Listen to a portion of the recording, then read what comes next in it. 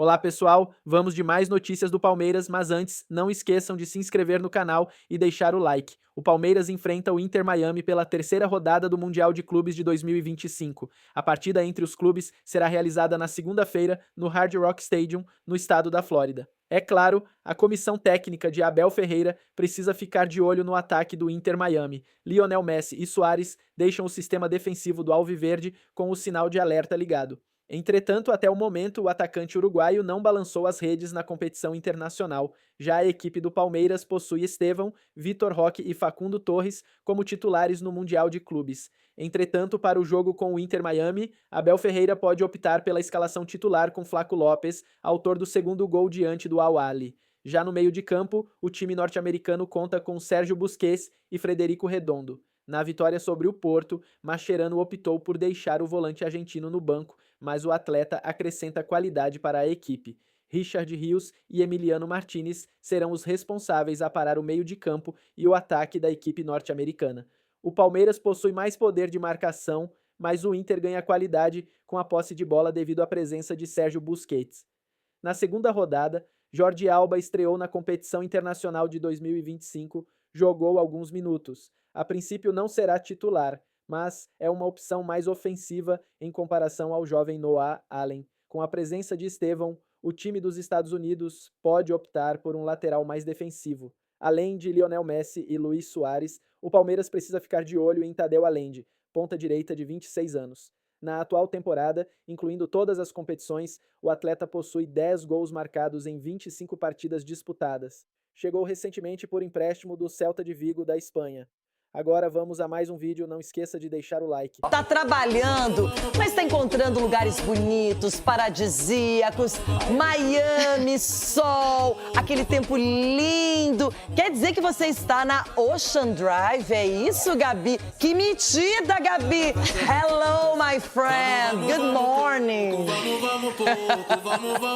Hello, my friend, good morning pra você, pra todos que estão ligados com a gente no Jogo Aberto. Gente, que classe! Negrão, coloca I'm in Miami Beach porque estamos na Ocean Drive, uma das principais avenidas aqui de Miami e que ontem esteve tomada por torcedores palmeirenses, incentivando o time, representando torcedores que não estão aqui, como o Edu Dracena. Bom, Rê, nesse cenário maravilhoso, trago aqui informações do jogaço que a gente vai acompanhar hoje. Na sexta-feira passada, eu entrei ao vivo com vocês para dizer que o Aníbal Moreno tinha um problema, um edema na coxa direita e ontem na coletiva eu pude perguntar pro Abel, e aí, será que ele joga? O Abel confirmou que não. Ele é desfalque realmente pro jogo e a tendência é que ele seja substituído pelo Emiliano Martinez. Do outro lado, o Mascherano também tem o desfalque. O Ian Fry, com um problema na coxa esquerda, não vai jogar, mas o Mascherano vai contar com o Jordi Alba de volta aos titulares e também com ele, sempre ele,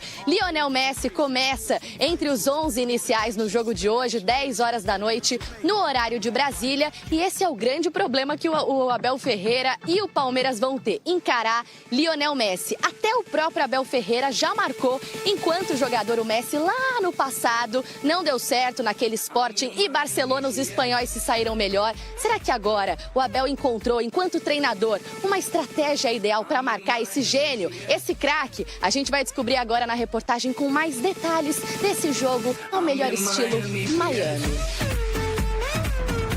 Há poucos gênios no futebol.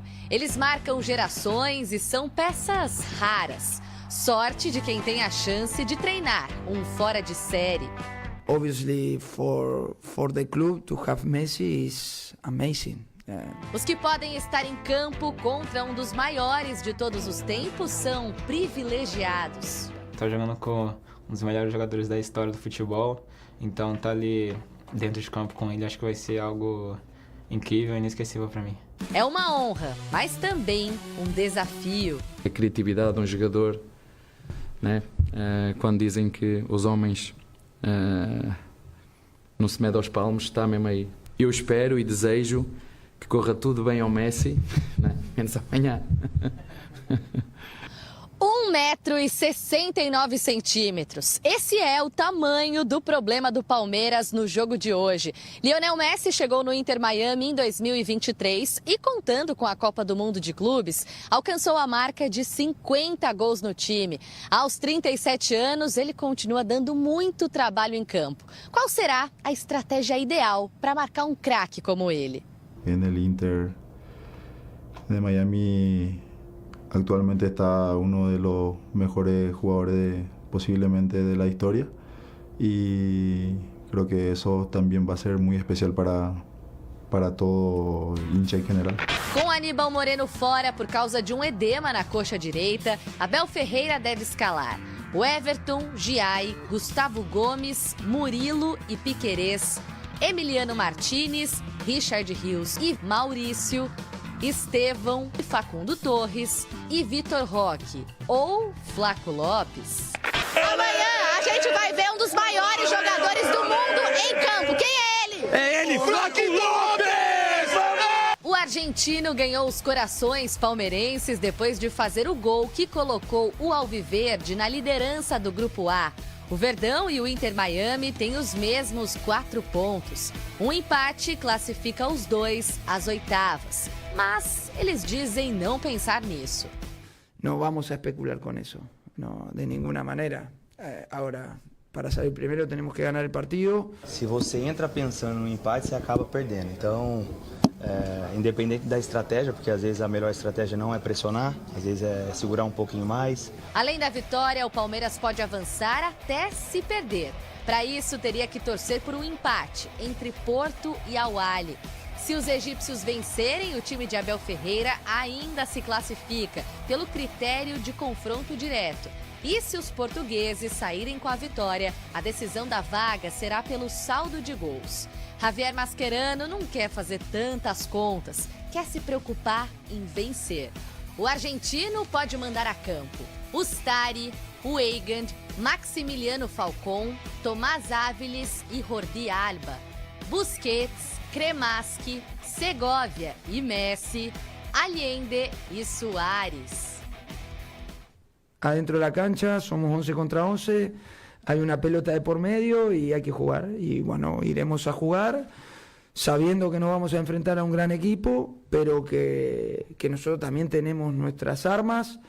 O que há é um jogo inédito, nem de longe um duelo qualquer, porque estará em campo um gênio e eles não nascem todos os dias. Quem ama futebol vai acompanhar o Palmeiras, logicamente, e o Messi especificamente. Tem Luis Suárez, tem Jordi Alba, tem o Busquets, não é? Mas é um time que hoje ele é movido pelo Messi. E nesse torneio todo mundo está de olho porque ele está mostrando que a qualidade continua a mesma, está com a pontaria em dia. E o Palmeiras sabe que não pode vacilar na bola parada, não vai poder cometer faltas perto da área, porque isso é um perigo muito grande para quem vem fazendo uma campanha bem interessante. Edu, claro que todo mundo sabe que segurar o Messi é uma tarefa quase impossível, mas o Palmeiras vai ter que ser muito aplicado, vai ter que se organizar muito bem para bloquear esse jogador e não oferecer oportunidades para ele. E ser eficiente, né, Renata? Porque, com relação à marcação, não dá espaço para o Messi. Na minha visão, não tem que ter um jogador marcando especificamente só o Messi. Eu acho que o Palmeiras tem que jogar de uma forma compacta, não dando espaço para ele. E marcar pelo setor.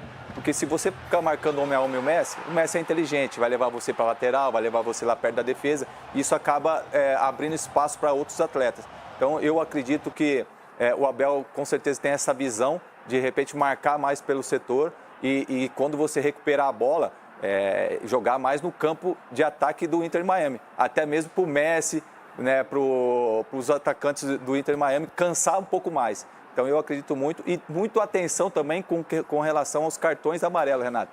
Tem 6 jogadores pendurados, que isso é muito complicado, principalmente se passar para a próxima fase. E o nosso treinador ali também dá uma tranquilizada, porque também está pendurado. Né? Então, de repente, ficar fora, né, de umas oitavas de final é muito complicado. Então, eu acredito muito no potencial que a equipe do Palmeiras vem apresentando nesse Mundial.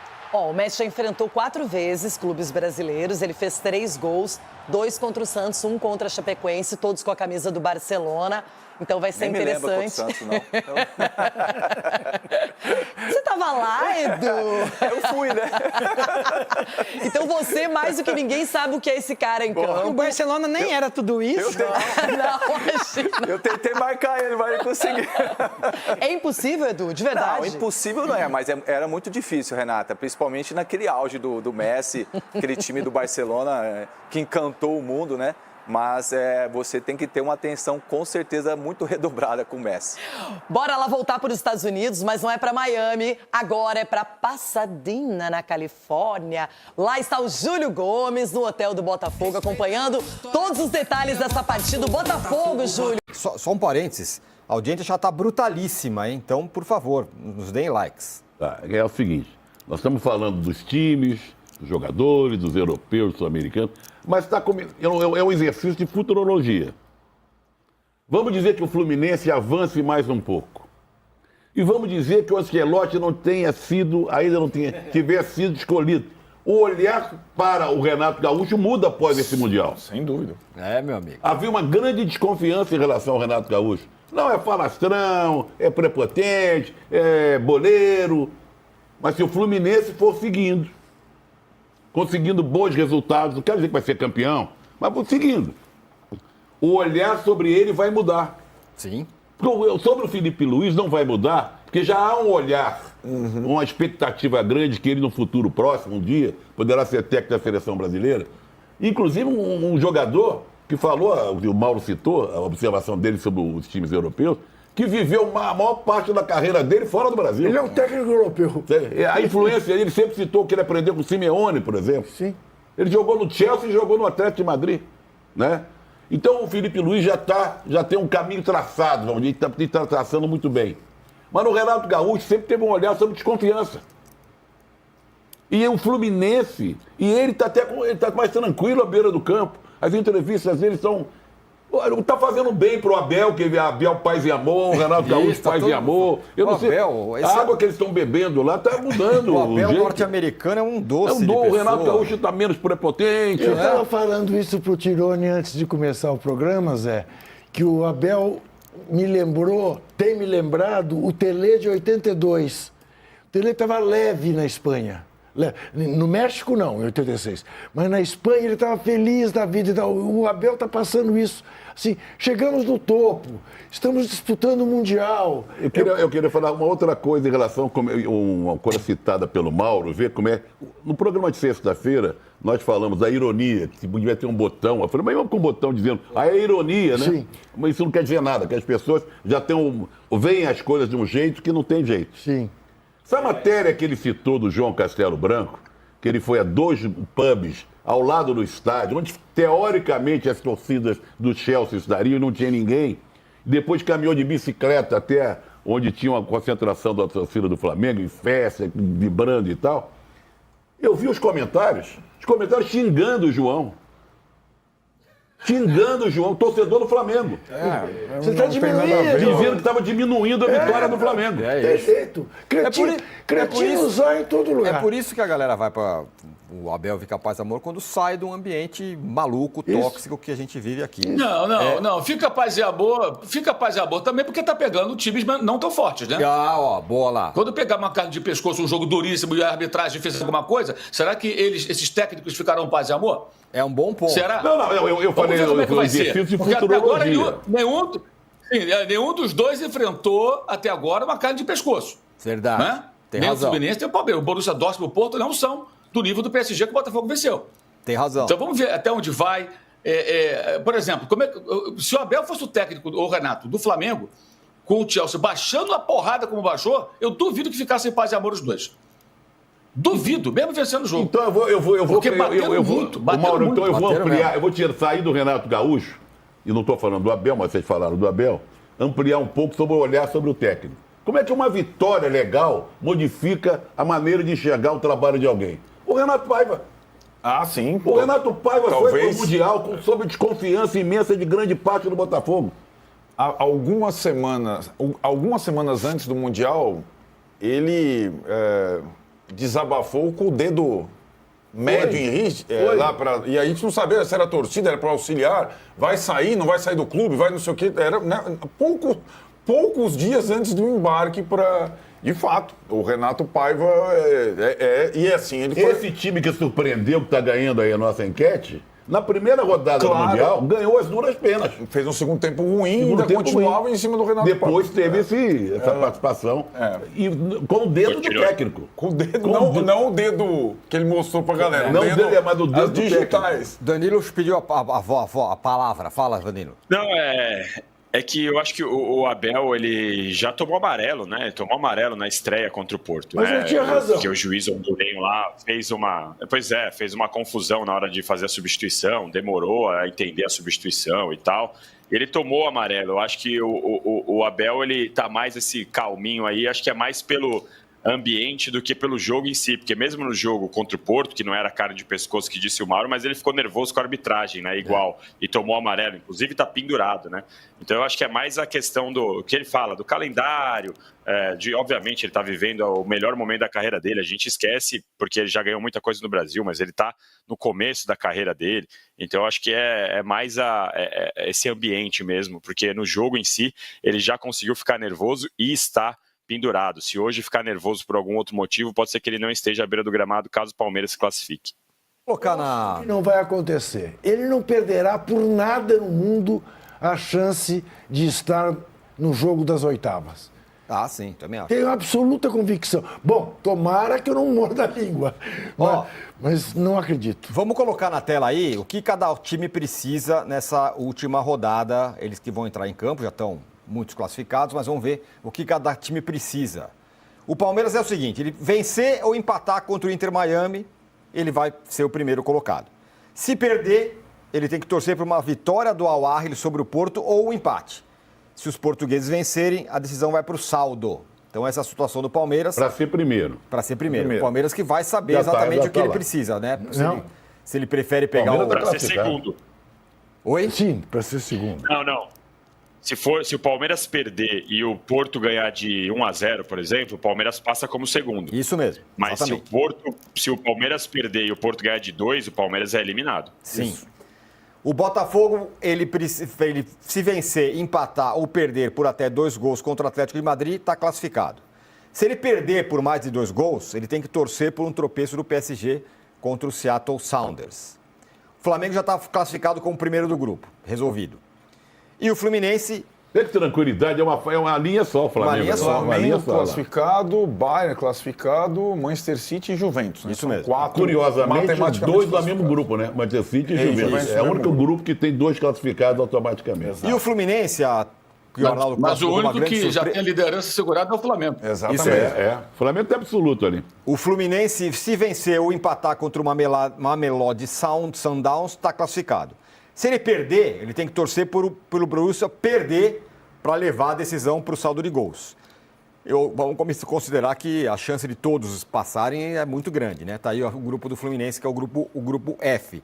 E você que está aí na sua casa, você pode simular os resultados do Mundial no nosso simulador aqui do UOL. Os confrontos das oitavas, quem passa, quem não passa. Vai ter esse QR Code que está na sua tela aí, você vai direto para o nosso simulador. A audiência está brutalíssima, você falou? Brutalíssima audiência.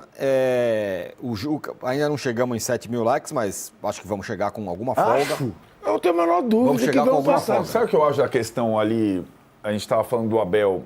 Talvez não durante os jogos, mas o que o Mundial permite, e aqui a gente não tem isso, é a convivência. Sim. Uhum.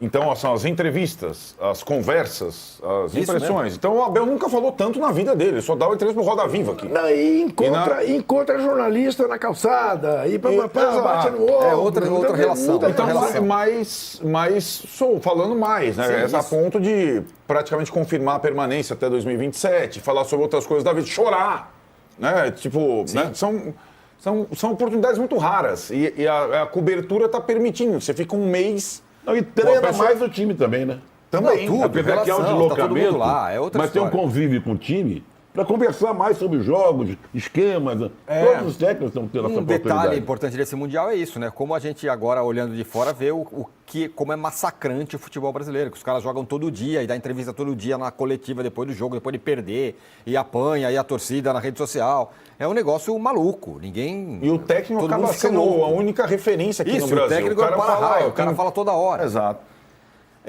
Ô Mauro, os 4 brasileiros terminaram a segunda rodada... Faltou você dizer, de tudo que os clubes precisam, faltou dizer que o Corinthians precisa da prisão do presidente. E o São Paulo precisa que o técnico chegue. Daqui a pouco a gente vai falar, Aí, a gente já. vai fazer uma relação técnico Olha, e... esses outros assuntos nem é bom falar, porque eu tenho uma coisa muito triste para comunicar. Não, o América não foi eliminado do campo, não. Só um detalhe. Zé, não fale, é melhor não falar. Não, Zé, não fale, tá? Vamos. Só uma coisa, você viu que você falou assim, que lembrou o Tele, tá, o Abel tá lembrando o Tele em 82. Tem gente maldosa falando, pô, que bom, então vai perder no caminho e vai ser bom. Os antes, maldosa, tem antes falando isso. Rapaz, Tem antes falando isso. Tá vendo? Mas, ó, Mauro, voltando. Bom, os 4 brasileiros terminaram na rodada venenoso, liderando. O Flamengo dominou o Chelsea, o Botafogo, tarará. E eles podem ter um caminho sem europeus até a final. Já não é tão absurdo pensar em... No comando do Inter Miami, Javier Mascherano carrega em sua trajetória a experiência de ter enfrentado o Palmeiras enquanto atuava em território brasileiro. Entre 2005 e 2006, o argentino defendeu o Corinthians e neste domingo, às vésperas do duelo decisivo pelo Grupo A da Copa do Mundo de Clubes, aproveitou para dar uma provocada com a rivalidade que conhece bem. Sobre a torcida, Palmeiras é um grande do Brasil. Tive que jogar contra por um clube ainda maior. Risos. Para além das brincadeiras, Palmeiras é uma grande equipe que traz muita gente e tenho certeza de que terá muita gente, como tem tido do Flamengo, do Boca, do River, declarou o comandante do Inter Miami. Durante sua passagem pelo timão, Mascherano enfrentou o Verdão em 3 oportunidades. Sua estreia no Clássico foi justamente na única vitória diante do arquirrival, um triunfo por 3-1 pelo Campeonato Brasileiro de 2005. Naquela partida, o volante argentino já mostrou sua intensidade e acabou sendo advertido com um cartão amarelo antes do apito final. Joguei o maior clássico do Brasil, Corinthians x Palmeiras. Claramente eram jogos de muita tensão, com 2 torcidas impressionantes. Desfrutei muito minha etapa no Brasil. Iniciou. Era meio campista, tinha que cortar as jogadas, não era o 10, por isso os amarelos. Tenho boas lembranças de Corinthians x Palmeiras. Minha estreia foi contra o Palmeiras e ganhamos de 3-1, completou. O técnico que comanda a equipe de Lionel Messi fez questão de destacar o alto nível do Palmeiras, atual líder do Grupo A, com 4 pontos, mesma pontuação do time norte-americano. Um empate no confronto desta segunda-feira é suficiente para garantir a classificação de ambas as equipes às oitavas de final. Será um jogo muito difícil, claramente. Vamos jogar contra um grande time. E você, torcedor, o que acha da situação de Mascherano? Deixe sua opinião nos comentários.